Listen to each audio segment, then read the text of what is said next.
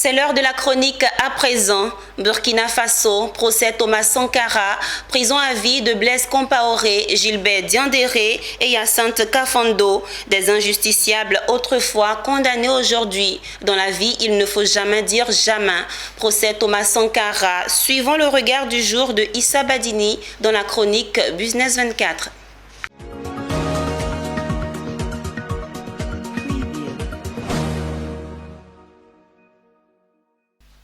Ce qui se susurrait depuis plus de 35 ans est vrai et officiel maintenant. Si nous devons appeler le chat par son nom, puisque les droits l'autorisent désormais, Thomas Sankara et ses 12 compagnons d'infortune en 1987, c'est au Burkina Faso, ont été assassinés. Les assassins, du moins les premiers responsables, sont l'ancien président Blaise Compaoré, son fidèle lieutenant d'alors Gilbert Diendéré, et l'air fusilier, l'ancien garde rapproché Hyacinthe Kafando, considéré comme les bras exécutants. Ainsi, en a décidé le tribunal militaire de Ouagadougou, qui a rendu son verdict final à l'issue d'un procès qui aura cristallisé et mobilisé les attentions jusqu'à coûter en partie la tête d'un autre désormais ex-président du Faso, Roch-Marc Christian Kaboré, déposé en janvier dernier. Historique, que l'on soit pour ou contre, tant sa survenue était hypothétique jusqu'au départ forcé de Blaise Compaoré du pouvoir en 2014, historique également par la lourdeur des peines qui en sont issues. Contrairement aux réquisitoires du parquet, ce ne seront pas 30 ans de prison, mais la perpétuité pour Blaise Compaoré, perpétuité également pour Hyacinthe Kafando, les flingueurs, tous deux en exil en Côte d'Ivoire, dit-on pour les seconds, perpétuité aussi pour le général Diendéré, qui n'a rien pu faire malgré sa présence physique dans le box des accusés. Stupeur et émoi pour les uns, et jubilation et ouf de soulagement pour les autres.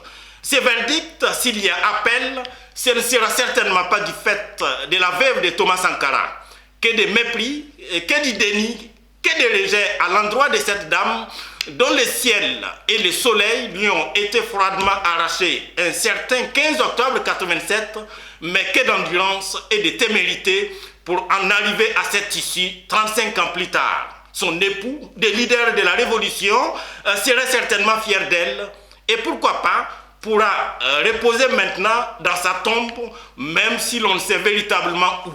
De l'autre côté, telle la loi du karma, la chute filante, violente et somme toute ridiculisante. D'abord injusticiable, puis justiciable, ensuite condamnable et désormais condamné. La justice burkinabé est allée jusqu'au bout de sa logique contre vents et marées. Et tous les honneurs lui reviennent pourvu qu'elle maintienne le cap, car le pays, autrefois des hommes intègres, a besoin de repères et semble-t-il qu'il ne peut ni compter sur ces hommes politiques, encore moins ces hommes en tenue, désormais plus politiques que militaires.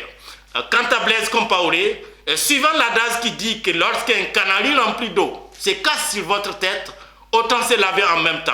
À lui donc de retourner courageusement au pays et dire sa part de vérité et pourquoi pas s'excuser comme le veut la sagesse africaine ou décider tout bonnement de se contenter du fait qu'il est sorti de l'histoire par la petite porte en 2014 et qu'il va terminer ses vieux jours au bord de la lagune ébriée en sirotant du bangui et en ruminant ses regrets. Libre maintenant aux adeptes de réconciliation des façades et teintés d'impunité de rentrer dans la danse. Mais ça, c'est un autre débat. En attendant, honneur aux combattants pour la justice et la liberté qui viennent de frapper à Ouagadougou, un grand coup qui certainement fera réfléchir plus d'un. À bientôt.